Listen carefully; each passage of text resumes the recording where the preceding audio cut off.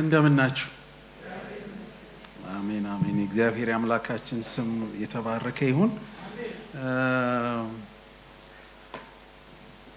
አይ ቲንክ እኔም በፓስተር ዳንኤል ምክንያት መሰለኝ ታድሶን በጣም እየወደድኩ መጥቻለሁ። ግን ስለ ሁላችሁ ጌታን በጣም አድርጌ አመሰግናለሁ። ክብር ለኢየሱስ ይሁን። ያው እሱን ሳላውቅ ነው ስለ ታድሶ ማውቀው። ምክንያቱም ቢያንስ አሁን 30 ዓመት ሆኖኛል ከኢትዮጵያ ከወጣሁ። ከዛ በፊት ነበር እዚህ እንግዲህ ለብዙ ዘመናት ቢያንስ ለ10 ምናምን ዓመታት ያገለገልኩት እና በዛ ዘመንም ያው ከኦሪጂናሎቹ ከነበሩትም ከድሮቹ ጋራ እውቀት አለን። እግዚአብሔርን ስለ ሁሉ አመሰግናለሁ። በጣም ብዙ ስራ ተሰርቷል በመካከላችሁ። ክብር ሁሉ ለማን ይሁን? ለእግዚአብሔር ይሁን። ብዙ አመስግነናል፣ ብዙ ጌታን አክብረናል። ብዙዎቻችሁን እግዚአብሔር አስነስቶ መልካም የሆኑ ነገሮች ሰምተን እግዚአብሔር ሲሰራ ጌታን አክብረናል እና ፓስተር መራዊን ደግሞ በጣም ያስተዋወቀኝ ፓስተር ዳኒ ነው። ግን ያው ከዛ በኋላ ብዙ ሰምቻለሁ ስላንተ፣ እግዚአብሔር ባንተ የሚሰራውን የሚያደርገውን ነገር ከብዙ ሰዎች ምስክርነት ሰምቻለሁ እና በአጭሩ እንኳን ኖርክልን ነው ማለት ነው። ምክንያቱም ማገልገል አንድ ነገር ነው፣ መቆረስ ደግሞ ሌላ ነገር ነው እና በጣም እየተቆረስክ ስላገለገልክ እግዚአብሔር ይባርክ። አንተ እያለክ ብዙ ነገር እንዲሞላ አድርገሃል እና ጌታ ኢየሱስ አብዝቶ ይባርክ። ከልቤ ነው። እግዚአብሔር ይባርክ። በሆነ ዘመን ላይ የተወለዳችሁ ሰዎች ከሆናችሁ አሁን ላይ ቆመን ወደ ኋላ ስንመለከት አንድ የሚገባን ነገር አለ። ትርፍ ፈልገን አልተከተልነውም፣ ጥቅም ፈልገን አልተከተልነውም፣ የሆነ ነገር እናገኛለን ብለን አይደለም የተከተልነው። በከንቱ በባዶ በእነዚህ ሁሉ ዘመናት አገልግለነዋል። ክብር ለኢየሱስ ይሁን። አንድ ነገር ግን በእርግጥ መነግራችሁ እግዚአብሔር ደግሞ በዘመናት ሁሉ የማያሳፍር አምላክ ነው። ክብር ለኢየሱስ ይሁን። በጭራሽ አያሳፍርም። ይመስላል ለጊዜው አለ አይደለም፣ በሂደት ውስጥ ራሳችሁን ስታገኙ የሆነ መንገራገጭ የሚመስል ከፍዝቅ የሚል ነገር ይኖር ይሆናል። እንደ እግዚአብሔር ያለ ግን ታማኝ በሰማይም ሆነ በምድር የለም። ክብር ለኢየሱስ ይሁን እና ብዙ መልካምነቱን አይተናልና ጌታን እናመሰግናለን። ብዙ ጊዜ ወደ ኢትዮጵያ ስመጣ ብዙ መድረኮች ላይ አልቆምም። ዛሬ የዘመድ ነገር ሆኖብኝ ነው እዚህ የቆምኩት። ምክንያቱም ሌላ በቃ ተልእኮ አለኝ። ተልእኮዬን ፈጽሜ ነው ብዙ ጊዜ የምመለሰው እዚህ የምሰራቸውን ነገሮች ሰርቼ። ግን ያው ከሚያገለግሉ ሁሉ ጋራ ልብ ያለ ምድሪቷን ወደድንም ጠላንም ተሸክመን ነው የምንኖረው እና እግዚአብሔርን በብዙ ጾም በብዙ ጸሎት ነው ምድራችንን በየጊዜው በዘመናት እያቀረብን እዚህ የደረስነው። ጌታ በሚለን ጊዜና በሚልከን ጊዜ ሁሉ ደግሞ እየመጣን የተላክነውን ነገር እያደረግንም እንሄዳለን። ያው ዛሬ ማካፍላችሁ መጽሐፍ የዳንኤል መጽሐፍ ነው እና ዳንኤል አገር ውስጥ አልኖረም አይደለ? ነገር ግን ለአገሩ በረከት የሆነ ሰው ነው እና እንደዛ ነው እኛ የምናምነው። አንዳንዶቻችንን በምድሪቱ ላይ አንዳንዶቻችንን ደግሞ ከምድሪቱ ያወጣና ሁሉንም እያቀናጀ እግዚአብሔር ስራውንና ፈቃዱን ሐሳቡን ያደርጋል እና ይቺ ምድር እንግዲህ ብዙ የእግዚአብሔር ነገር የተባለላት ምድር ናት። ሲባልላት ነው እኔም ያደግኩት እና እግዚአብሔር ግን ታማኝ ነው በዘመናት ሁሉ። አይኖቻችን እኛ ሁልጊዜም ምንጊዜም በሕያው በእግዚአብሔር ላይ ብቻ ነው ያለው እና ጌታን ስለዛ በጣም አድርጌ አመሰግናለሁ። ፓስተር ዳኒም ሰላምታ ያቀርብላችኋል። እኔ ይሄንን እንግዲህ ስመጣ ባክን ሄደ በደንብ አድርጋ አገልግላቸው ብሎ ነው የመጣው የተነገረኝ እና ሰላምታውን ተቀበሉ እናንተ ነሱ እና ሁሉ ጊዜ አንድ ምለው ነገር አለ። ቅድም ፓስተር መራዊ ሲናገር በሄዱበት ሁሉ በጣም በረከት ናቸው እያለ ስለ ተሐድሶ ሲናገር ያ ወንድሜ ኢሳያስም እነ ማስሬም እዛ ያሉት በሙሉ እናውቃቸዋለን በቅርበት እና በጣም እውነቱን ነው። ኮሽታ እነሱ አካባቢ ብዙ አይሰማም እና የእግዚአብሔርን ፈቃድ ጸጥና ዝግ ብለው በትጋት የሚያገለግሉ ናቸው። ክብር ለኢየሱስ ይሁን። ስለ እነሱም ጌታን በጣም አድርጌ አመሰግናለሁ እና ፓስተር ዳኒም ወደኛ እንግዲህ ኦልሞስት 22 ዓመት ኒው ጀርሲ ነው እንጂ ወደ 24 ዓመት ጠቅላላ ወደ 25 ዓመት ማለት ነው። ምክንያቱም በፈረንጆች አቆጣጠር በ2000 ነው የመጣው። ስለዚህ አሁን 2025 ነው፣ ወደ 25 ዓመት ነው እና ከዛው ዘመን ጀምሮ ነው ተዋውቀን ያለ ነው እና እንደው በነገራችሁ አሁን መንፈሳዊነት አንድ ነገር ነው አይደለም? ሰው መንፈሳዊ ሲሆን ጨዋነት ደግሞ ሌላ ነገር። በጣም በጣም በጣም ጨዋ ሰው በጣም ጨዋ የሆነ ሰው ነው። መንፈሳዊ ሰው ብቻ ሳይሆን ጨዋነትም የሚገለጥበት። አንዳንድ ጊዜ መንፈሳዊ ነገር ተገልጦብን ያው ከመድረክ ስንወርድ ብዙ ነገር ነው የሚያሳስበው የኛ ነገር። ግን እሱ ከመድረክም ቢወርድ ቢወጣም ያው ሆኖ የሚያገለግል ወንድማችን ነውና እግዚአብሔርን በጣም ስለሱም ስለቤተሰቡም አመሰግናለሁ። ያው መድረክ ላይ ወተን መናገር ስላለብን ሳይሆን እውነቱ ስለሆነ ደግሞ የእናንተ አካል ስለነበረ እና አሁን እሱም ቃለ ሕይወት ያለኝ የዛሬ 30 ዓመት በፊት ነበር ቃለ ሕይወት የነበርኩት። አሁን እንግዲህ ሌላ ሰፈር ገብተናል። እኔም ፓስተር ዳኒም ማለት ነው። እግዚአብሔር የተባረከ ይሁን። ጌታ መልካም ነው። ደህና ናችሁላችሁ? አሜን አሜን። ትንቢተ ዳንኤል ምዕራፍ 6ን ትከፍቱና ሁላችንም ቆመን ቃሉን ካነበብን በኋላ እንቀመጣለን። ትንቢተ ዳንኤል ምዕራፍ 6 ላይ ከቁጥር 1 ጀምሮ እስከ ቁጥር 5 ያለውን እናነባለን። ዳሪዮስ በመንግስቱ ላይ እንዲገዙ 120 መሳፍንትን መሾም ፈለገ። በእነዚህም ላይ 3 የበላይ አስተዳዳሪዎችን አደረገ። ከእነርሱም አንዱ ዳንኤል ነበረ። ንጉሱ ጉዳት እንዳይደርስበት መሳፍንቱ ተጠሪነታቸው ለሶስቱ የበላይ አስተዳዳሪዎች እንዲሆኑ ተደረገ። ከመሳፍንቱና ከበላይ አስተዳዳሪዎቹ ሁሉ ይልቅ ዳንኤል ልዩ የጥበብ መንፈስ የሞላበት ሆኖ በመገኘቱ ንጉሱ በመላው ግዛቱ ላይ ሊሾመው አሰበ። በዚህ ምክንያት የበላይ አስተዳዳሪዎቹና መሳፍንቱ ዳንኤል በሚያከናውነው የመንግስት ስራ ሊከሱት ሰበብ ፈለጉ፣ ነገር ግን አላገኙበትም።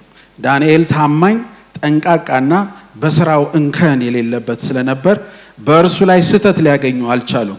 እነዚህም ሰዎች ከአምላኩ ሕግ ጋር በተያያዘ ጉዳይ ካልሆነ በቀር ይህን ሰው የምንከስበት ምንም ሰበብ አናገኝበትም አሉ። እስቲ አጠገባችሁ ያለውን ሰው ሰበብ የማይገኝበት ሰው ያድርግህ በሉት እና ተቀመጡ። ጌታ ኢየሱስ ይባርካችሁ። ከዛ በኋላ በዘምር ይሻለኛል። አሁን ትንሽ እግዚአብሔርን ቃል ላካፍላችሁ። እግዚአብሔር የተባረከ ይሁን። እንግዲህ ዛሬ በዳንኤልና በጓደኞቹ ዙሪያ ጥቂት ነገር እናገራለሁኝ። ምክንያቱም ስለ ዳንኤል ስናስብ ዳንኤል በመንፈስ ከፍታ የተመላለሰ ሰው ነው። ክብር ለኢየሱስ ይሁን። ይሄ ስፒሪት ኦፍ ኤክሰለንስ የሚባለው የልቀት መንፈስ ላይ የነበረ ሰው ነው እና ዳንኤል ከጅማሬው ጀምሮ በጣም በጣም በጣም አካሄዱ የተለየ ነው። ምክንያቱም ታሪኩም ራሱ ወደ ኋላ ስንመለከት ታፍሰው የመጡ አይሁዳውያን ናቸው። ወደ ባዕድ ሀገር ታፍሰው የገቡ ናቸው። እስራኤል ታሪኳ ባበቃ ጊዜ ከ390 ዓመት በኋላ እግዚአብሔር የ70 ዓመት መከራ አይቀርም ብሎ ባለበት ጊዜ ከተወሰዱ ወጣቶች መካከል አንዱ ነው። ቲኔጀሮች የሚባሉ ወጣቶች መካከል አንዱ ነው። ታዳጊዎች መካከል አንዱ ነው እና ዳንኤል በዘመኑ በሙሉ የኖረውን ሕይወት ሳስብ በጣም የሚያስደንቀኝ ነገር አለ። ዘመን ይለወጣል እንጂ እሱ በስፍራው ነው። አሜን አሜን። ነገስታት ይለወጣሉ እንጂ እሱ በስፍራው ነው። ቆሞ በእድሜ ዘመኑ በሙሉ 3 ነገስታት ያሳለፈ ነገር ግን ከስፍራው ዝቅ ያላለ። አቤት እንደዚህ ያርግልን ጌታ። ሃሌሉያ። ከስፍራው ዝቅ ያላለ ሰው ነው። በዘመኑ በሙሉ በኖረበት ጊዜ ሁሉ በታላቅ ከፍታ ላይ የኖረ ያውም እንደዚሁ በሰው ከፍታ ሰው በሚሰጠው ከፍታ ሳይሆን እግዚአብሔር በሚሰጠው ከፍታ ውስጥ የኖረ ሰው፣ እግዚአብሔር ከፍ ሲያደርገው ከፍ ማለት የሚችል ሰው፣ ደግሞ ከፍ ባለበት ላይ ተቀምጦ የኖረ ሰው ነው። ክብር ለኢየሱስ ይሁን። አሁን ሰዎች በሁኔታ ይለዋወጣሉ፣ በነገሮች ይለዋወጣሉ፣ በሚያገኙትና በሚያጡት ነገር ይለዋወጣሉ።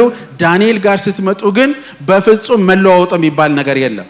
በስፍራው ላይ ጸንቶ ቆሞ ያለ ነው።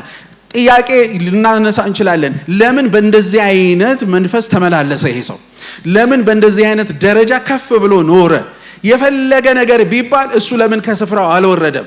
እኛ በዚህ ዘመን ቤተክርስቲያን የሚያስፈልጋት ነገር፣ እኔ እናንተ የሚያስፈልገን ነገር ቢኖር እግዚአብሔር ሲሰራብንና ራሱን ፈቃዱን ሐሳቡን በእኛ ሲገልጥ አንዴ ከፍ አንዴ ዝቅ የማይል ሰው ያስፈልገናል። ክብር ለኢየሱስ ይሁን። አሜን።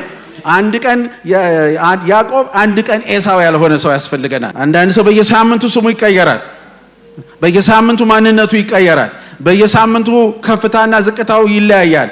እንደዚሁ ሲርገበገብ የሚኖር ሰው አለ። አንዴ ከፍ አንዴ ዝቅ ሲል እግዚአብሔር አምላክ ባለንበት ስፍራ ላይ ከፍ አድርጎ ሊያኖረን ሲመጣ የምንቀመጥና የምናስጨርሰው ሰዎች ያደርገን እግዚአብሔር። አሜን። መጀመር ብዙ ጊዜ ቀላል ነው፣ መጨረስ ግን ከእግዚአብሔር ነው። እውነቴን ነው የምነግራችሁ። አንድ ጥቅስ አለ ዘዳግም 29 ላይ በጣም እሷ ቃል ትነካኛለች። ፍጻሜያቸውን ቢያስተውሉ ኖሮ የምትል ቃል አለች። ፍጻሜያቸውን ቢያስተውሉ ኖሮ። ብዙ ሰው የዛሬን እንጂ ፍጻሜውን አያስተውልም። እስከ መጨረሻው በልቀት ይሄዳለሁ፣ በእግዚአብሔር በሚሰጠኝ ከፍታ ይሄዳለሁ የሚለውን ነገር ሰው አያስብ። ብዙ ጊዜ የዛሬ ብቻ ነው ምን ሄደው። እንደው አንድ ነገር ልንገራችሁ፣ ብታጡ ብታገኙ፣ ቢኖራችሁ ባይኖራችሁ፣ እናንተን የጠራችሁ ጌታ እግዚአብሔር ነው። የጠራችሁ ጌታ እግዚአብሔር ደግሞ በዙፋኑ ላይ ሆኖ ሁሉ ቢለዋወጥ አይለዋወጥም፣ እንዳለ ነው። እግዚአብሔር ከከፍታው ዝቅ አይልም፣ ከማንነቱ እግዚአብሔር አይወርድም። እግዚአብሔር አንዴ ልቆ ከፍ ብሎ ተቀምጧል። የሱ የከፍታ ሁሉ ጥግ እግዚአብሔር ነው አይደለም? ከፍ ካለው በላይ ከፍ ያለ ብሎ የሚናገረው ማለት ነው። ስለዚህ ይሄ ጌታ ከፍ ያለ አምላክ፣ የጠራን ከፍ ያለ አምላክ ስለሆነ እግዚአብሔር በመንፈሳዊ ከፍታ ውስጥ ያኑረን። እኔ በጣም ይሄንን ስለ ህዝቤ ጸልያለሁ። አንድም ቀን ዝቅ ሳንል ሳንለዋወጥ የማይለወጥ አምላክ ስላለን ክብር ለኢየሱስ ይሁን። ከምዕራፍ 1 እስከ 6 በጣም ኃይለኛ ታሪኮች ተጽፈውልን በዳንኤልና በጓደኞቹ ዙሪያ። ከምዕራፍ 6 በኋላ ግን እግዚአብሔር ስለሚመጣው ዘመን ለዳንኤል የተናገረባቸው ከምዕራፍ 7 ጀምሮ የተጻፉልን ናቸው። ዛሬ ግን ጥቂት ነገሮች አተኩሬ ከምዕራፍ 1 እስከ 6 ላይ ባሉት አለፍ አድርጌ ሁሉን ነገር መናገር አልችልም፣ ግን ጌታ የሰጠኝን ነገር ነው መናገረው ለዚህ ጉባኤ። እና ዳንኤልን ስንመለከት የዳንኤልን መጽሐፍ ስንመለከት ከምዕራፍ 1 እስከ 6 አንድ ዩኒክ የሆነ የተለየ አንድ ነገር ተደጋጋሚ የምናየው ነገር አለ። ያም ደግሞ ምንድነው? ውሳኔ ነው። በእያንዳንዱ ምዕራፍ 1፣ ምዕራፍ 2፣ ምዕራፍ 3፣ ምዕራፍ 4፣ ምዕራፍ 5፣ ምዕራፍ 6 ላይ ስትሄዱ ኃይለኛ ውሳኔዎች ታያላችሁ። እግዚአብሔር ከውሳኔ ጋር ይሰራል። አሜን ነው። እግዚአብሔር ከውሳኔ ጋር ይሰራል። ይኸውላችሁ ሰው ለማደግ ካልወሰነ አያድግም አይደለ? ሰው ከእግዚአብሔር ጋር እዚህ የሚወስደኝ ድረስ እሄዳለሁ ብሎ ካልወሰነ ከመጀመሪያው ትርፍና ኪሳራውን ከመጀመሪያው ካላሰበና ካልወሰነ መሄድ ከባድ ነገር ነው እስከ መጨረሻው ድረስ። እኔ ዛሬ የምለው ይሄንን ነው። እግዚአብሔር ታድሶና አገልግሎት ሲያስጀምር እኔ ራሴ አስታውሳለሁ ታሪኩን። ምክንያቱም በዛ ዘመን በጌታ ቤት ነኝ፣ ሁሉንም ነገር እከታተላለሁ፣ አያለሁ። እግዚአብሔር ከማይጠበቅ ሰፈር የማይጠበቁ ሰዎች አንስቶ የማይጠበቅ ነገር ነው የሰራው። አሜን ነው። አሁን የኔ ጸሎት ይሄ የማይጠበቀው ነገር እስከ ፍጻሜ ድረስ እንዲሁ እየከበረ እየጨመረ እንዲሄድ ነው እንጂ አንድ ሰሞን በርተው አንድ ሰሞን የሚጠፉ የሌሉበት። ሃሌሉያ። ስለዚህ ውሳኔ በጣም ወሳኝ ነው። አገልጋይ ስለሆንኩኝ ለባለፉት ቢያንስ 38 ዓመታት አገልጋይ ሆኜ ስላገለገልኩኝ እድሜ ስጀምር በ39 ነኝ። አሁን በአንድ ዓመቴ ነው የጀመርኩት እና 38 ዓመት አገልግያለሁ። እና ማገልገል የእግዚአብሔርን ቤት ቀላል ነገር አይደለም። በብዙ ዋጋ ነው አንድ ሰው የሚያገለግለው። ለሙያተኛ ችግር የለውም። ሙያተኛ ላልሆኑ ሰዎች ግን ትልቅ ዋጋ ያስከፍላል። ነገር ግን እንደ አገልጋይ የምናገረው አንድ ነገር ምንድነው? እግዚአብሔር ከረዳችሁ ሃሌሉያ ጀምሮ የሚያስጨርስ ሳይሆን ጨርሶ የሚያስጀምር አምላክ ስላለ ጨርሶ አስጀምሯችሁ አስጀምሮ ስለሚያስጨርሳችሁ እኔ ዛሬ የምነግራችሁ ነገር ልክ ዘዳግም 10 ላይ እንደተጻፈ ከእግዚአብሔር ጋር ተጣበቅ በስሙም ማል እንዳለ ይሄ ከእግዚአብሔር ጋር ተጣብቃችሁ ለመኖር ምን እላለሁ? ለአገልጋዮቻችሁ ዕዳ ሳትሆኑ በረከት ሆናችሁ እንድትኖሩ።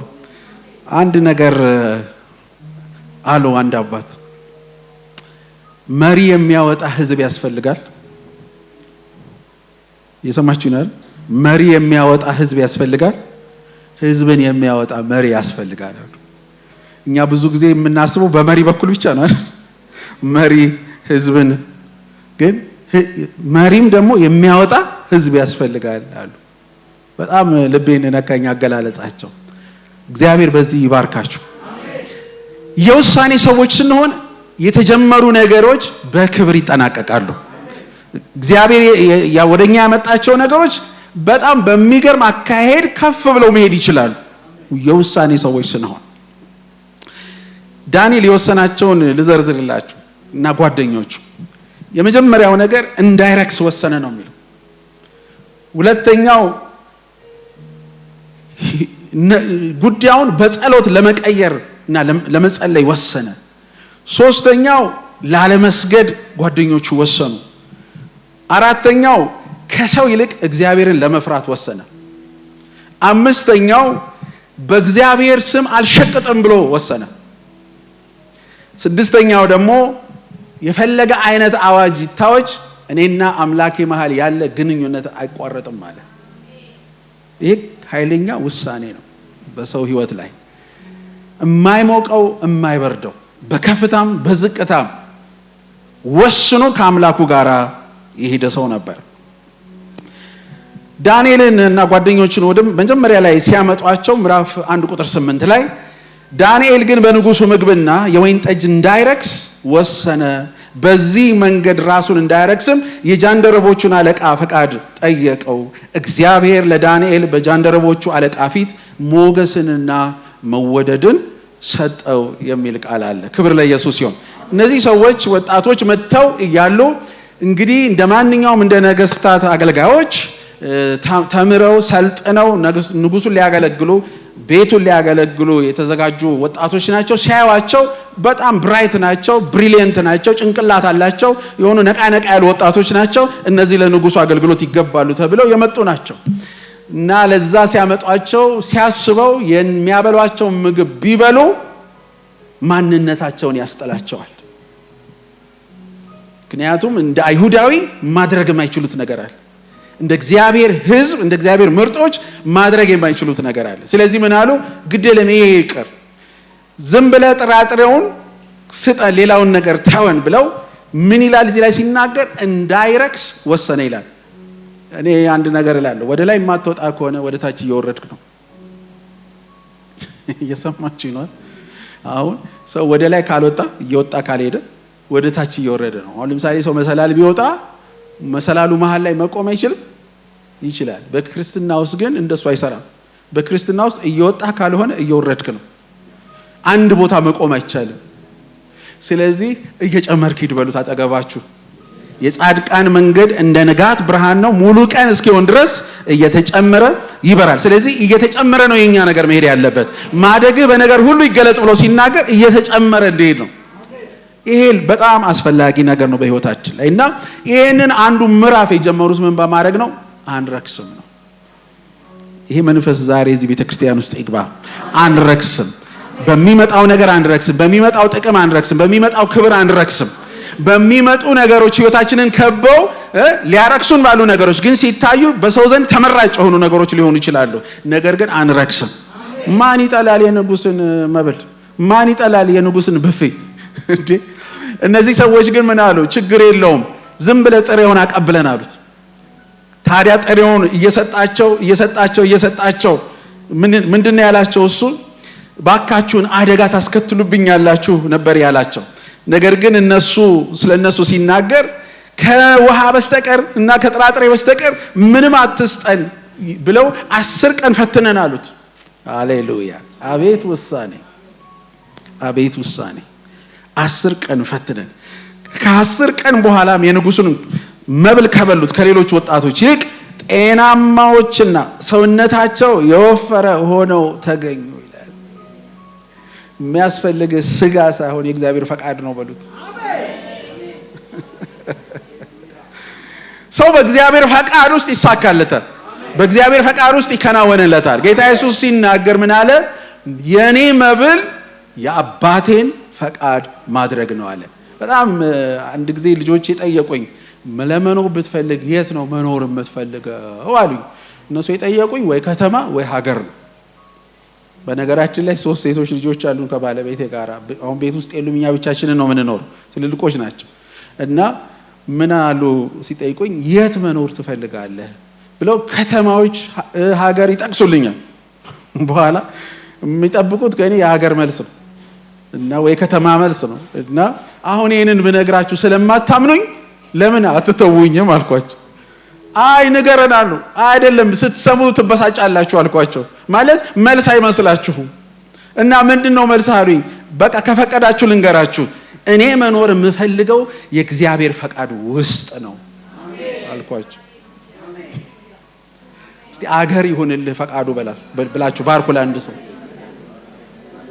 እውነቴን ነው የምነግራችሁ። እኔ የትም ክተቱኝ ዓለም ላይ አሁን ሰዓት የምኖርበትን ያው ፓስተራችሁ አምልጦት ተናግሯል። ግን እኔ የትም ልኖር እግዚአብሔር ፈቃድ ውስጥ እስካለው ድረስ ግን የተሳካልኝ ሰው ነኝ፣ የሞላልኝ ሰው ነኝ። የትኛውም ሌቭል ላይ ነው የምላችሁ። እንዴ በዘፍጥረት ምዕራፍ 39 ላይ እኮ ዮሴፍ እስር ቤት ገብቶ ይላል የእግዚአብሔር ቃል ሲል እስር ቤት ገብቶ አስቡ እንግዲህ የት እስር ቤት ገብቶ እኮ ነገሩ ተከናወነለት የሚባልለት ሰው እኮ ነው። ቦታው አይደለም አምላክህ ነው የክንዋኔ ምንጭ በሉት አጠገባችሁ ላለው ሰው። ገንዘብ አይደለም የክንዋኔ ምንጭ፣ አምላክሽ ነው የክንዋኔ ምንጭ። የኛ የከፍታችን መሰረት እግዚአብሔር ነው። ይሄ በጣም በጣም በጣም ልብ ልንለው የሚገባ ነው። እና ዳንኤል ነው አለ አንረክስም አለ ከጓደኞቹ ጋራ እግዚአብሔር እንዴት በህይወታቸው ላይ እንደተገለጠ ይሄ እነሱን የሚያስተናግዳቸው ሰው እስኪገረም ድረስ እግዚአብሔር የተባረከ ይሁን። የእግዚአብሔር ነገር በላዩ ላይ ሲገለጥ እናያለን። በምዕራፍ 2 ላይ አለፍ አለፍ ያልኩ ነው ጥቂት ነገሮች የምናገረው። በሌላ ቋንቋ ምንድነው ያለው? ምዕራፍ 1 ላይ አንድ ነገር ጠቅሼ ልለፍ። የፈለገ ታሪክ ይፈጠር፣ የፈለገ ዓለም በዙሪያ የፈለገውን ስራ ይስራ፣ እኔ ግን በቅድስና ለመኖር ወስኛለሁ ነው ያለው። አለቀ። በቅድስና ለመኖር ወስኛለሁ። ሃሌሉያ።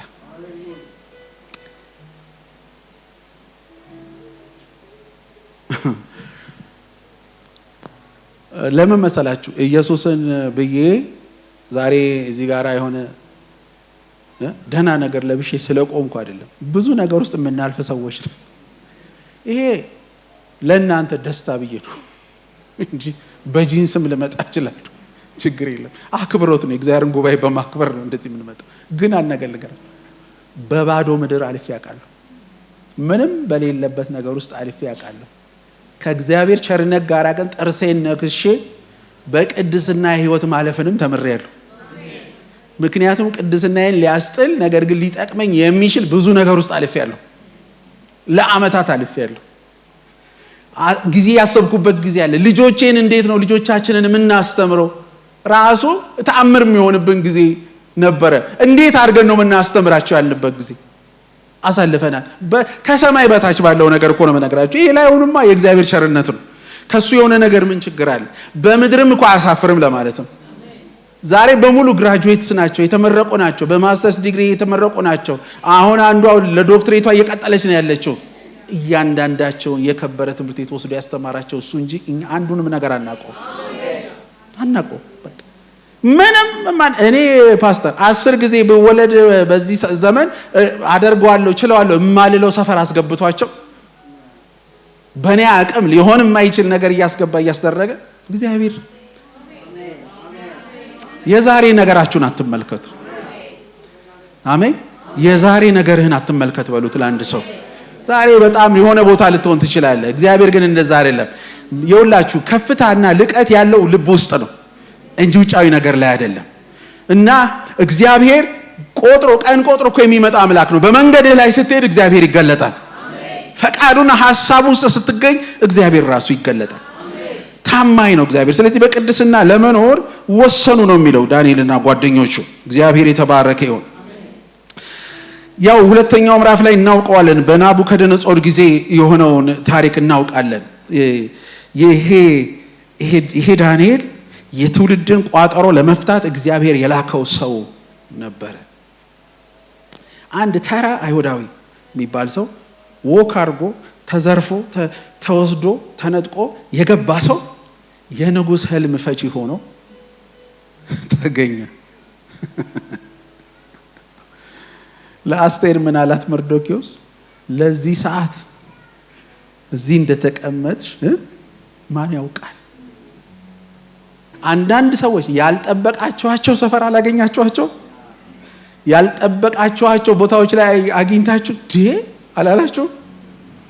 ከእግዚአብሔር ጋር ሰዎች ሲሄዱ ያልተጠበቀ ሰፈር ነው። እኔ ዛሬ አንድ ኢንካሬጅ የማደርጋችሁ ነገር ምንድነው? ያላችሁበት ቦታ አይገድባችሁ። ያላችሁበት ደረጃ አይገድባችሁ። ያላችሁበት የኑሮ ሁኔታ ይሁን የእውቀት ሁኔታ ይሁን እሱ ገደብ አድርጋችሁ አታስቀምጡት። እግዚአብሔር ገደብ ራሱ የለበትም። ገደቦችንም መጣስ ይችላል። ገደቦችንም መለወጥ ይችላል። ማስፋት ይችላል ድንበርን እግዚአብሔር። ስለዚህ ለዚህ እንድትዘጋጁ ነው ኢንካሬጅ ማደርጋችሁ። ስለዚህም የትውልድን ቋጠሮ ሲፈታ ምዕራፍ 2 ላይ ሚስጥርን የሚገልጠውን እግዚአብሔርን በጣም እሱ ላይ አንድ ልቤን የሚነካኝን ቃል ላንብብላችሁ። ምዕራፍ 2 ላይ ንጉሱም አለ ቁጥር 26 ላይ ብልጣሶር የተባለውን ዳንኤልን ያየሁትን ህልምና ትርጉሙን ልትነግረኝ ትችላለህ አለው። ትችላለህና አለው። ዳንኤልም እንዲህ አለ፣ አንድም ጠቢብ አስማተኛ ጠንቋይም ሆነ ቃላተኛ ንጉሱ የጠየቀውን ሚስጥር መግለጥ የሚችል የለም። ነገር ግን ምስጢርን የሚገልጥ አምላክ በሰማይ አለ። እርሱም በሚመጡት ዘመናት የሚሆነውን ነገር ለንጉሱ ናቡከደነጾር ገልጧል። ባልጋ ላይ ተኝተህ ሳለ በአእምሮ የነበረውን ህልምና ራእይ ነው ብሎ ህልሙን ነገረው። እንግዲህ ይሄ የሆነው ምንድነው? ትዝ ይላችሁ ከሆነ በዮሴፍ ዘመን ፈርዖን ህልሙን ይነግረዋል፣ ዮሴፍ ህልሙን ይፈታል። አሁን ደግሞ እዚህ ጋር አፕግሬድ አድርጓል፣ ጨምሯል። የእግዚአብሔር ነገር የሆነው ምንድነው? ህልሙንም ይነግረዋል፣ ፍቺውንም ይነግረዋል። እና በጣም የሚገርመኝ ነገር ይሄ ነው ያለው። ለንጉሱ ያለው ምንድነው? እባክህን አለው አንድ ሌሊት ስጠኝ ነው ያለው። በቃ አንድ ሌሊት ስጠኝ። ዳንኤል ከጓደኞቹ ጋር አንድ ሌሊት ነው የጸለየው። ምን ተማምነው ብትሉ እግዚአብሔር እንደሚሰራ ተማምነው። ክብር ለኢየሱስ ይሁን። ሁሌ የዳንኤልን ህይወት ስትመለከቱ በመንፈሳዊ ዓለም ውስጥ ከፍ ብሎ የሚኖር ሰው ነው። ዝቅ አይልም። እሱ ህይወቱ ዝቅ ሊል ይችላል፣ ኑሮ ዝቅ ሊል ይችላል፣ በዙሪያው ያለ ብዙ ፈተና ነገሮች ሊገባ ይችላል። እሱ ግን በከፍታ ላይ ነው የሚኖረው መንፈሳዊ ዓለም ውስጥ። ክብር ለኢየሱስ ይሁን። አንድ እግዚአብሔር ሰው ሲናገሩ ስታዩኝ አጭር ሰው ነኝ አሉ። እውነትም አጭር ናቸው። ግን እኔ አሉ 5 ሜትር ይሆናል ቁመቴ፣ መንፈሳዊ ማንነቴን ብትመለከቱት። ስለዚህ አንድ ሌሊት ስጠኝ አለው። ተማምኖ በማን ተማምኖ? በአምላኩ በእግዚአብሔር ተማምኖ። እኔ ይሄንን ሳይ ዳንኤል ውስጥ ያለውን ስታንዳርድ ደረጃ መለኪያ ያሳየኛል። ሁል ጊዜ ከዝቅ ማለት የማይችል ሰው ነው። በመንፈሳዊ ዓለም ውስጥ ከፍ እንዳለ የሚኖር ሰው ነው። እንዲያውም እየጨመረ የሚሄድ ሰው ነው። ሲጀመር የዳንኤል አገልግሎት ከባድ የሚያደርገው አሁን እኛ በመንፈሳዊ ሰዎች መሃል ነው አይደል የምናገለግለው። የእሱ አገልግሎት ግን እልቅናው ማለት ነው። አስማተኞች፣ ጠንቋዮች፣ መተተኞች አስተዳድሩ ብትባሉ ምን ትላላችሁ? ከባድ አይደለም እንዴ? ያንን ነገር እኮ ታውቃላችሁ፣ በእውቀት መግዛት አይቻልም። በመንፈስ ዓለም ሆናችሁ ካልገዛችሁት አይደል እንዴ? በእውቀት አሁን ለምሳሌ በእውቀት እስቲ ብላችሁ ማስተዳደር እኮ አይቻልም። አሁን ጠንቋዩን፣ አስማተኛውን፣ መተተኛውን፣ ሞራ ገላጩን ጠቅላላ ሰብስቦ እኮ የሰጠው ዳንኤል ነው። ለዳንኤል አስተዳድራቸው መሪ ነህ ተብሎ እንዴ እሱ አንድ አምላክ በሰማይና በምድር የሚያመልክ አምላክ ማአት አማልክት ያሏቸው ሰዎች ምን ይላል? አስተዳደር። እስቲ እንዴት ታስተዳድራለህ ንገረኝ እስቲ። ቆይ እንዴት ብለህ ነው የምትለው? ሰውየው እንዴት ብለህ እግዚአብሔር ልትለው ነው? ምን ልትለው ነው? በመንፈስ ብልጫ ነበረ። በእውቀት እኮ አሁን በእውቀት አንተ እዛ ጋር አንተ ምን ሊለው ነው? ቆይ አንተ ጠንቁለህና ሊለው ነው? ፓስተር ግራ የሚያጋባ እኮ ነገር አይደል እንዴ? እዚህ ጋር የሆነ ሞራ ገልጠና ሊለው ነው። በመንፈስ ዓለም ግን የሆነ ከፍታ አለ። እባካችሁን ከሚታየው ነገር እንውጣ። እኔ ሰው ከፍ የሚለው ከእግዚአብሔር ጋር ብቻ ነው ብዬ አምናለሁኝ። ሰው በኤክሰለንስ በልቀት የሚኖረው ከእግዚአብሔር ጋር ብቻ ነው። እናንተን ልዩ ምንድነው ያለው ሙሴ ሲናገር? እኛን ልዩ የሚያደርገን ያንተ ከኛ ጋር መሆን ነው። ልምዳችን አይደለም፣ ዕውቀታችን አይደለም፣ አቅማችንም አይደለም፣ ቁጥራችንም አይደለም። እኛን ልዩ የሚያደርገን አረ ቅዱሳን እኛን ልዩ የሚያደርገን ያንተ ከኛ ጋር መሆን ነው። ምን አለው እግዚአብሔር ለሙሴ? አይ ውጣ፣ እኔ ክንዋኔውን በሙሉ እሰጥሃለሁ፣ የፈለከው ምድር አስወርሳለሁ መልአኬን በፊት ልካለሁ አለው። ኖ ኖ ኖ ኖ ኖ ኖ እኔ እኮ የምፈልገው መከናወን አይደለም። እኔ እኮ የምፈልገው በልቀት የሚያኖረኝን ለዘላለም አብሮኝ ከፍ አድርጎ የሚያኖረኝን አንተን ነው። ስለዚህ ምን አለው? አንተ ከኛ ጋር ካልወጣ ከዚህ አታውጣ። ይሄ ቁርጠኝነት ይግባብን ዛሬ። አሜን አሜን። ይሄ ቁርጠኝነት ይግባብን በዘመናት ሁሉ ሳይበርድና ሳይቀዘቅዝ ይሄ ቁርጠኝነት ላያችን ላይ ይቀመጥ በጌታ በኢየሱስ ስም። አሜን አሜን። ይሄንን እናያለን እንዴት በቁርጠኝነት እንደወጣ። አንድ ሌሊት ስጠኝ አለው፣ እግዚአብሔር ነገሩን ገለጸው። አስባችሁታል? አሁን ዳንኤልን ስትመለከቱት በጣም በከፍታ የኖረ ሰው ነው አይደል? ነገስታት ያልፋሉ፣ እሱ በቦታው ነው። ግን ሰውየው እግዚአብሔርን ከውስጡ ብታወጡት ምንም ነገር የለውም። በቃ እንዲህ ጌታን ከውስጡ ብታወጡት ምንም ነገር የለውም እኮ ተራ ሰው እኮ። ልክ ተራ ሰው ውስጥ ግን እግዚአብሔር ሲገባ ታሪኩ ሌላ ነው። አሜን አሜን። ራስህን በራስህ አትወቀው፣ ራስህን በጌታ ወቀው። ታሪክህም ክብርህም ሞገስህም ይሄ ጌታ ነው።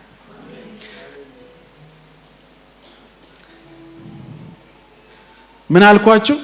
በቅድስና ለመኖር ወሰነ። በእምነት ጸልዮ የእግዚአብሔርን ነገር ለማስለቀቅ ወሰነ። ሶስተኛው ደግሞ በምዕራፍ 3 ላይ የሲድራቅ ሚሳቅና አብድናጎ ጥቂት ነገር ነው። ያው ብዙ ጊዜ የሚባል ታሪክ ስለሆነ ዛሬ ከእንዲሁ ካለንበት አውድ አንጻር ትንሽ ነገር ብቻ እናገራለሁ። ግን እነሱ የተባሉት ነገር ይሄ ነው። እኔ አንድ ነገር ልንገራችሁ። በቃ ይሄ አንድን ዓለምም ሰይጣንም ስጋም ይዘው የሚመጡት መለኪያ አለ እና በዛ መለኪያቸው ነው እኛን ሊያስፈራሩን ሊያሳንሱን የሚሞክሩት አይደል? ነገር ግን ሊያሳንሳቸው መጣና ምን አለ ሲናገር፣ የማትሰግዱ ከሆነ ላቆምኩት ምስል ይሄንን እሳት ውስጥ ትገባላችሁ፣ እንዲያውም 7 እጥፍ ሆኗል እዛ ውስጥ ትገባላችሁ ሲላቸው ያሉት ቃል ሁሌ ነው የሚያስገርመኝ። ሁላችንም የምንወደው ቃል አምላካችን ከዚህ ከሚነደው ከቶኑ እሳት ያድነናል። ባያድነንም እንኳን ከዚህ በላይ ጠላት ሊጠይቅህ ይችላል። አትድንም ሲል እድናለሁ፣ ባትድን ሲል አልዳና ብትለው ማለት ነው። ሌላ ጥያቄ አለ ወይ? የስ ነው ወይ ኖ ነው አይደል? ወይ እሺ ወይ እምቢ ነው ወይ ደግሞ ይሆናል ወይ አይሆንም ነው አይደል? ሁለቱንም መልሰው አሰናበቱት። ጠያቂውን ሁለቱንም ነገር መልሰው አሰናበቱት። ለምን? ዳዊት ሲናገር አንድ ቃል ይናገራል። የመጨረሻው ቃል ካንተ ዘንድ ናት ይለዋል እግዚአብሔር። the last word የመጨረሻው ቃል ካንተ ዘንድ ነው ይላል ዳዊት። ስለዚህ ምን ማለቱ ነው? እሱ አይ ናቡከደነጾር የፈለከውን ማውራት ትችላለህ፣ የመጨረሻው ቃል ከእግዚአብሔር ነው። ያድነናል፣ ባያድነንም ላንተ ላቆምከው ምስል አንሰግድም።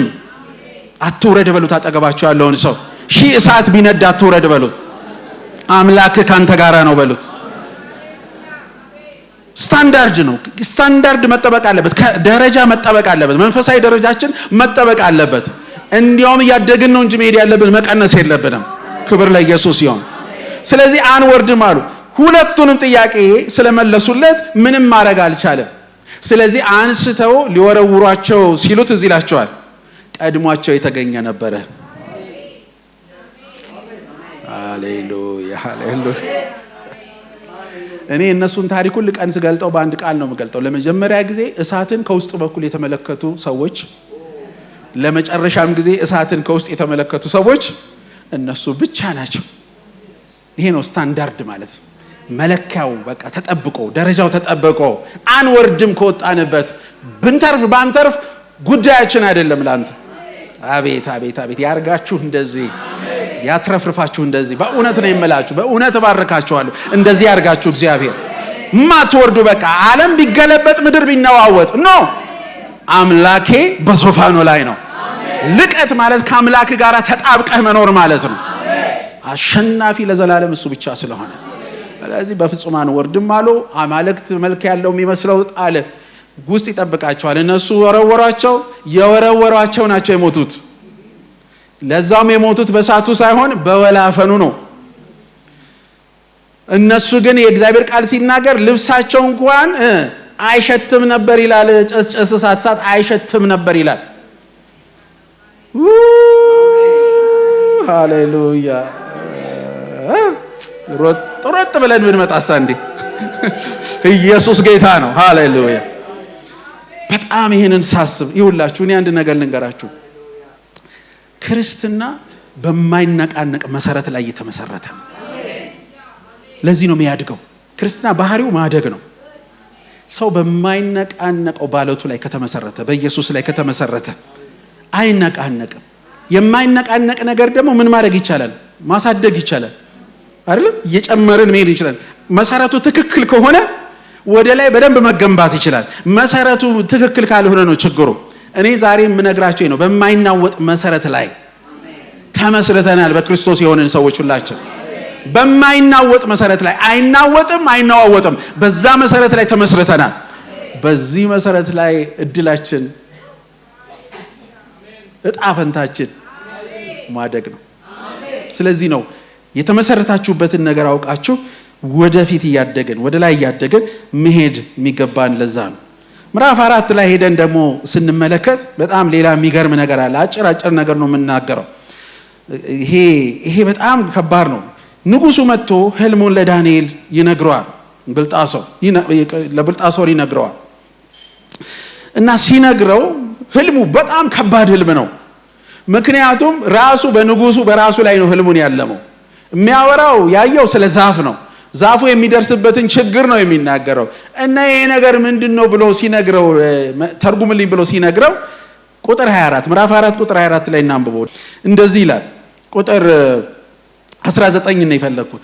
ከዚያም ብልጣሶር የተባለው ዳንኤል ለጥቂት ጊዜ በጣም ታወከ ይላል። ይሄንን ሲሰማ ለጥቂት ጊዜ በጣም ታወከ፣ ሐሳቡም አስደነገጠው ይላል።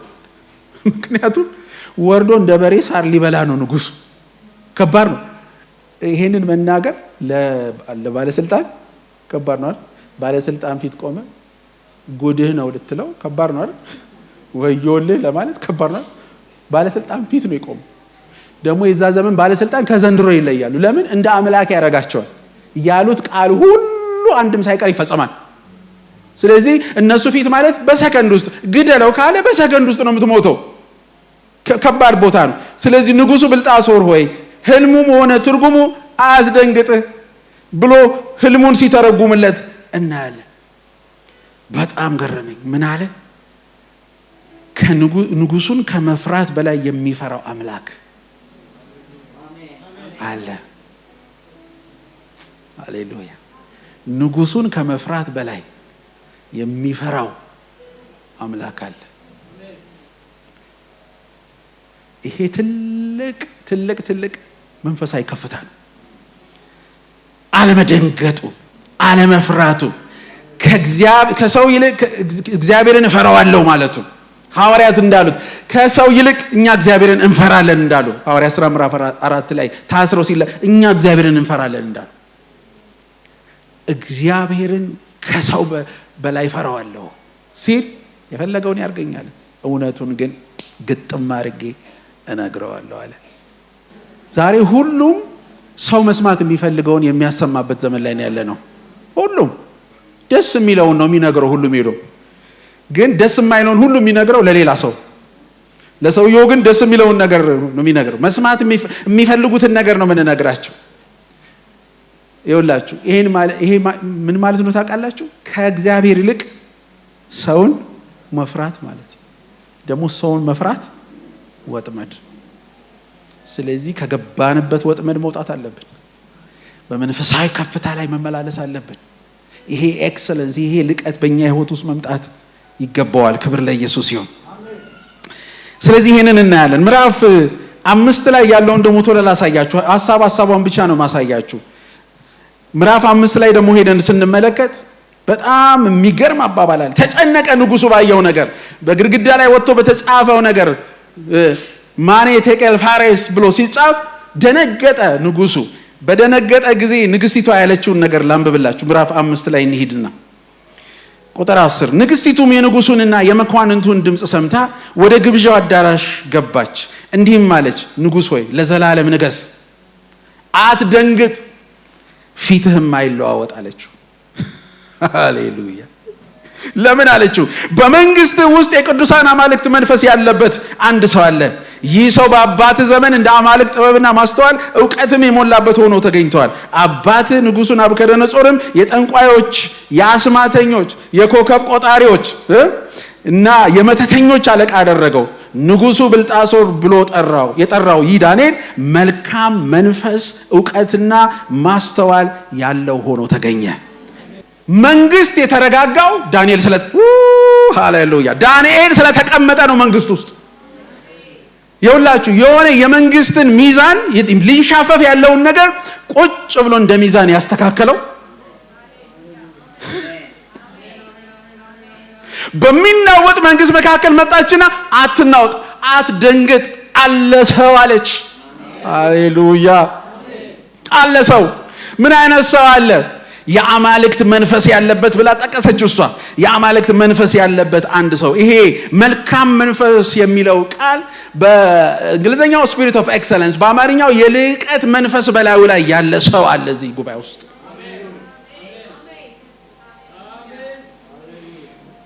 ዋው!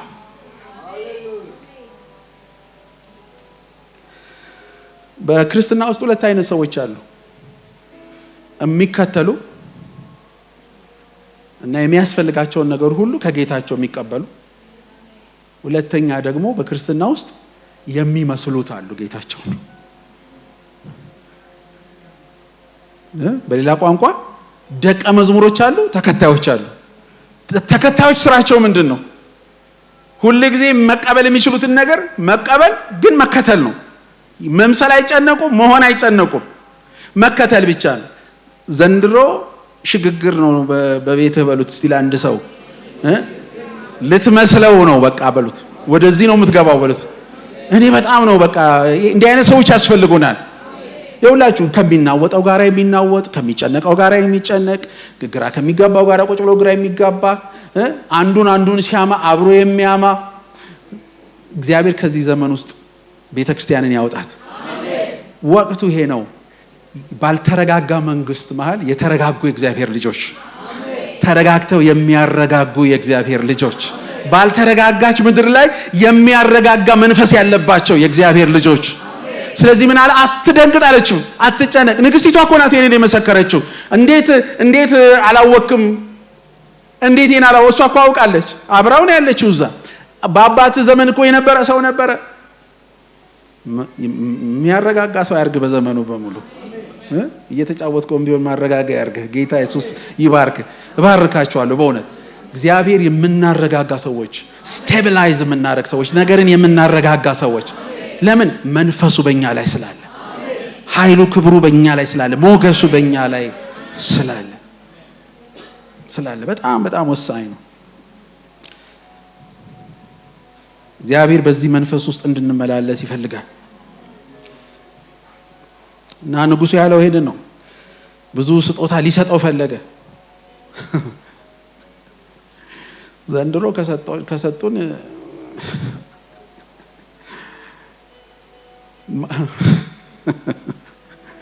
ዘንድሮ የትም ፍጩ ዱቄቱን አምጪው በጣም የተለመደ ነገር ነው።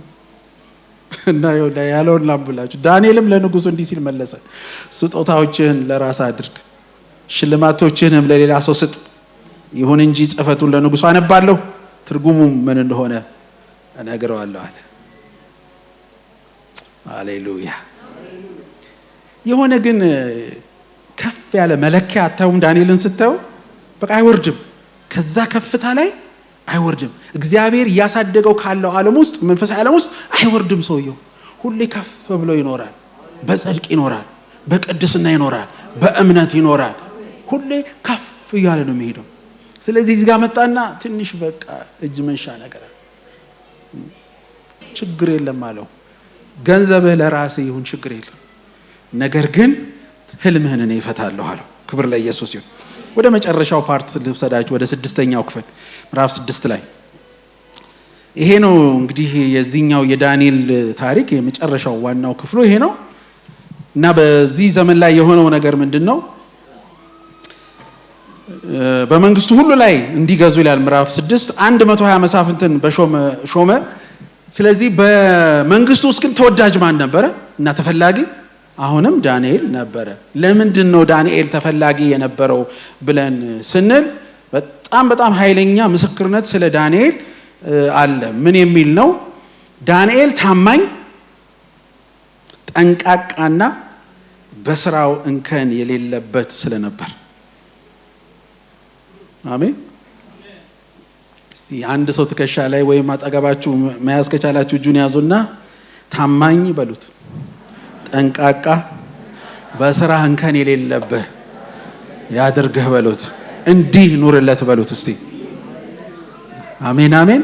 አንዴ እስቲ ድገሙት ባካችሁ። ታማኝ፣ ጠንቃቃ፣ በስራ እንከን የሌለብህ በሉት። አሜን አሜን።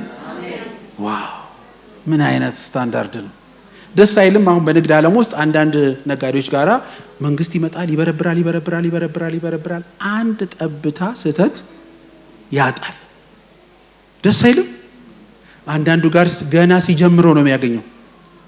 አንዳንዱ ጋር ግን ቢበረብር ቢያገላብጡት ቢፈትሹት እሱ የኖረው በእግዚአብሔር ፊት ስለሆነ በሰው ፊት ስላልሆነ ምንም ነገር የማይገኝበት ነጋዴ አለ። በስራው ታማኝ፣ ጠንቃቃና እንከን የሌለበት ነበር ይላል።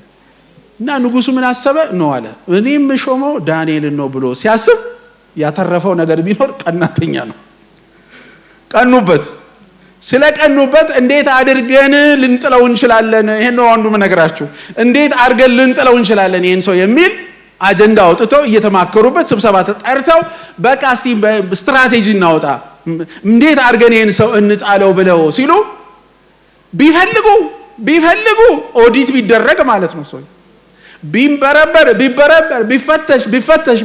ቢፈተሽ ምንም ነገር ሊያገኙበት አልቻሉም። እንዲህ ያለ ጥንቅቅ ያለ ኑሮ የሚያኖረን ጌታ አረ እንደው አኑሮን እንጨርስ ይሄንን ህይወት። ጥንቅቅ ያለ በቃ ክብር ለኢየሱስ ይሁን። ያልተዝረከረከ ህይወት። አረ አሜን። እንዲህ በኤክሰለንስ በጥራት ያኖረን። በቃ በልቀት በከፍታ ውስጥ እግዚአብሔር ያኖረን። እውነቴን ነው የምላችሁ። መልካም ስም ከብዙ ባለጠግነት ይሻላል ይላል መጽሐፍ ቅዱስ ሲናገር። አንዳንድ ሰው እኮ አረ ጠርቀም ብሎ ሄድ መልካም ስሙን ብሩን አምጣልኝ ነው የሚለው። ይሄ ሰው ግን ነው አለ። ከጥቅም ጋር አልነበረ፣ ከክብር ጋር አልነበረ፣ ከስም ጋር አልነበረ። አሸብሽቡልኝ አሸርግዱልኝ አይል፣ ምንም ነገር እኮ አይልም። ይሄ ሰው ዝም ብሎ ይኖራል እግዚአብሔርን እያከበረ ከፍ እያደረገ። ስለዚህ ምን ይላል እግዚአብሔር ቃል ሲናገር? ምንም ነገር ሊያገኙበት ስላልቻሉ የመጨረሻ እድላችን ከአምላኩ ጋር የተያያዘ ነገር ብቻ ነው። ደስ ሲል እንዲህ አይነክስ ጸለየ ተብሎ አንድ ጊዜ በአንድ ስፍራ ላይ ብዙ ጸሎት ፕሮግራሞች እየተካፈለ ነውና አስቀንሱት የሚል ክስ መጣል። አንዱ አገልጋይ ሽማግሌዎች ጋር ማለት ነው። ምንድነው ችግሩ ሲባል በየቀኑ በጸሎት ፕሮግራሞች የተካፈለ አያቆምም፣ ከሳምንት ይጸልያል። ይሄ ሰውዬ ትንሽ ገደብ ይደረግለት የሚል ክስ እኮ ነው። አንድ ቤተክርስቲያን እንደው ምን ይሄ እኮ ክስ አይባልም፣ ይሄ እኮ ክብር ነው። ጸለይክ ተብለህ ክስ፣ ፈለክ እግዚአብሔርን ተብለህ ክስ፣ አመለክ ተብለህ እግዚአብሔርን ክስ። ዳንኤል ምን አሉ?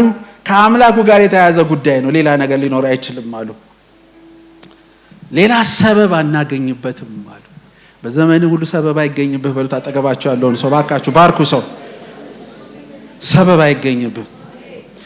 ስለዚህ ሄደው ያደረጉት ያው የምናውቀው ነው።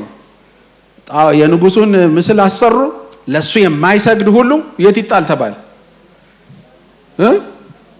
ወደ አንበሳ ጉድጓድ ይጣል ተባለ።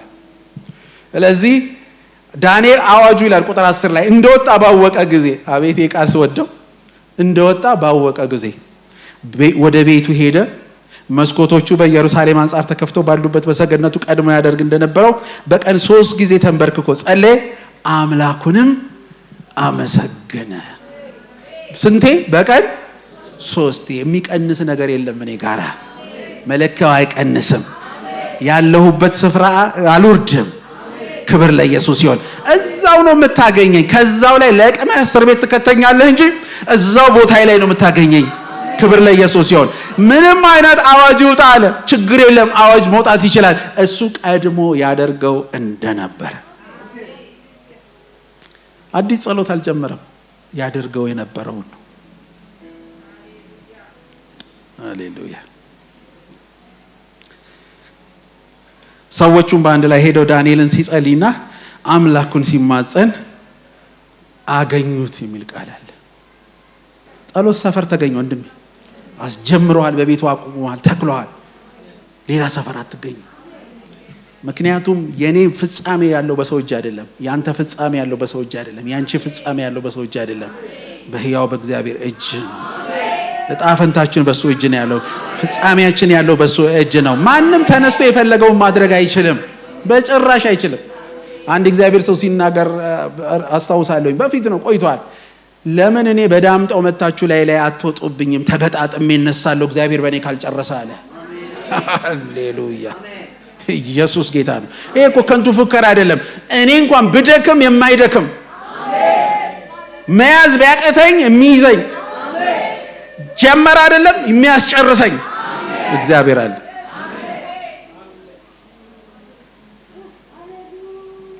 ከዚህ ጌታ ጋር የምንሄደው ጉዞ የሚገርም ጉዞ ነው። ዝም ብላችሁ ነው የከፍ ያላችሁ የምትሄዱት ከጌታ ጋር ስትሄዱ። ይኸውላችሁ አንስቶ የከተቱት ያው አዋጁን ስለ ተላለፈ አንስተው የከተቱት አንበሶች ጉድጓድ ነው። ድንጋይ አምጥተው በጉድጓዱ አፍ ላይ ገጠሙበት ይላል። ያው ብዙ ጊዜ አናብስትን አፍ የዘጋ ብለን ዘምረናል አይደለ? ምን ያርጉ? እነሱም እኮ ከተከለከሉ መብላት አይችሉም። ምክንያቱም ሰው በእግዚአብሔር ፈቃድ ውስጥ ሲኖር የእግዚአብሔር ፈቃድ ነው እሱንና አካባቢውን የሚገዛው። ሊያጠፉ ፈልገው ማያጠፉ እኮ ፈቃዱ መካከል ፕሮግራሙ ላይ የዛ ቀን መጥፊያ ስላልሆነ እኮ ነው።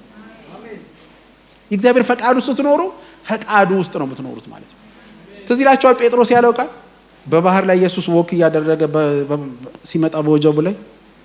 እኔ እንደ ጴጥሮስ የሚያስገርመኝ ሰው የለም። ብዙ ሰው መቼም በድካሙ እንነቅፈዋለን፣ ግን በጣም የሚያስገርመኝ ሰው ያለው ቃል ምንድነው? ጌታ ሆይ ያለው ልክ ጌታን ሲያው ዘሎ አልገባም ውስጥ እንድመጣ እዘዝ ና በለኝ አለው። ሃሌሉያ። ምክንያቱም በእግዚአብሔር ፈቃድ ውስጥ ከገባ የተፈጥሮ ሕግ መቀየር ይችላል። እየሰማችሁ ነው? በእግዚአብሔር ፈቃድ ውስጥ ገቡ የተፈጥሮ ሕግ ሊቀየር ይችላል። ለምን? እግዚአብሔር እንዲቀየር ከፈለገ። ስለዚህ ምን አለው? ና አለው። ና ሲለው ውሃ ሰው የማይሸከም ውሃ ሰው መሸከም ጀመረ አይደለ? የጴጥሮስ ጥርጥር ነው እንጂ ውሃ ውስጥ እንዲሰምጥ ያደረገው ኢየሱስ ክርስቶስ ና ሲለው ከውሃው በታች እሱን የሚሸከም ማናየው ነገር ተሰርቶለታል። ስለዚህ ውሃ አያራምድም አይባልም። በፈቃዱ ስትሆኑ ሁሌ እየጨመረ የሚሄድ ነገር አለ። ስለዚህ ከተቱ አንበሶቹ የዛን ቀን እየራባቸው እያማራቸው እነ ዳንኤል ብዙ ነገር አይተዋል። ሰው ማያቸው ብዙ ነገሮች አይተዋል። በመጨረሻ ላይ ግን አንድ ልቤን የሚነካኝን ቃል ብዬ ልጨርሰው። ምን አለ ሲናገር መጨረሻ ላይ ንጉሱ መጥቶ ዳንኤል ሆይ አምላክህ ከአንበሶች አፍ አዳነህን አለው። ምን ብሎ ነው የጀመረው? ንጉስ ሆይ 1000 ዓመት ንገስ። እኔ ጠብ ካንተ ጋር የለኝም፣ ግጭት ካንተ ጋር የለኝም። አንበሶች ጉድጓድ ውስጥ የተገኘሁት በእግዚአብሔር ፈቃድ ነው። ስለዚህ ካንተ ጋር ጠብ የለኝም። ንጉስ ሆይ 1000 ዓመት ንገስ። እኔ አንድ ነገር በጣም የማምን ሰው ነኝ። ሰዎች ሲጠሉኝ እግዚአብሔር ይጠቀምበታል። ሰዎች ሲወዱኝ እግዚአብሔር ይጠቀምበታል።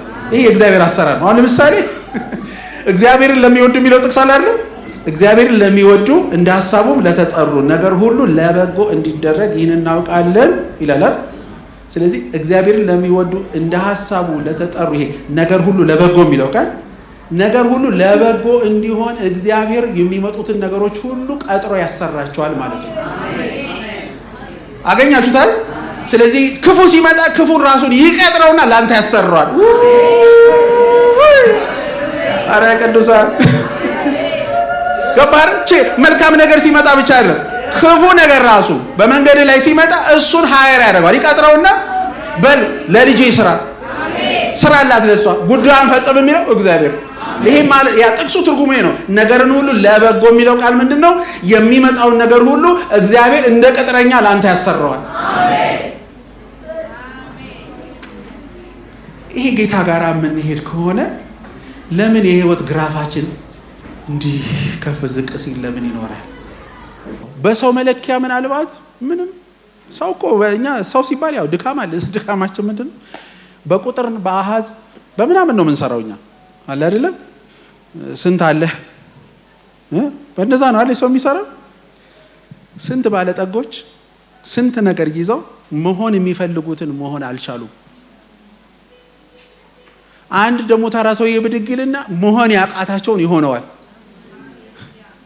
አሁን ምን ይባላል ስለዚህ ያለን ነገር የኛ መሰረት ሊሆነና አይችልም ምን ቆመበት ሊሆን አይችልም የሆነ ደረጃ ላይ ያደርስ እኛንም ያሳድገን ወደ ሆነ ሰፈር የሚከተል ከፍ የሚያደርግ እግዚአብሔር ብቻ አሜን ስለዚህ ዳንኤል እና ጓደኞቹ ከእግዚአብሔር ጋር ወክ እንዳደረጉ እንደሄዱ እስከ መጨረሻው ድረስ እኔ እኮ የሚገርመኝ አክብሩኝ አላሉ ስሙኝ አላሉ ምንም እኮ ዝም ብሎ እኮ ነው የሚኖረው ነገስታት ግን ዝም ብለው ያልፋሉ እሱ በስፍራው ላይ ቆሟል አሜን እሱ ግን እግዚአብሔር በሱ ህይወት ውስጥ ሚሽን ነበር እግዚአብሔር ህዝቡን ያስብ ነበር ታውቃላችኋል ወደ ኋላ ሲል አስቴርን ሲያወጣ ዮሴፍን ሲያወጣ በዘመናቸው አስቴርን ሲያወጣ ዳንኤልን ሲያወጣ እግዚአብሔር እኮ በዘላለም እቅድ ውስጥ ሐሳብ ነበር እዛ ቦታ ላይ እፈልጋታለሁ በዛ ቦታ ላይ እፈልገዋለሁ ብሎ ነው አሜን ለምን እንደተፈለክ ባላውቅም ትፈልጋለህ ብሎ ተጠበቃቸው ተነስተን አብረን እንጸልይ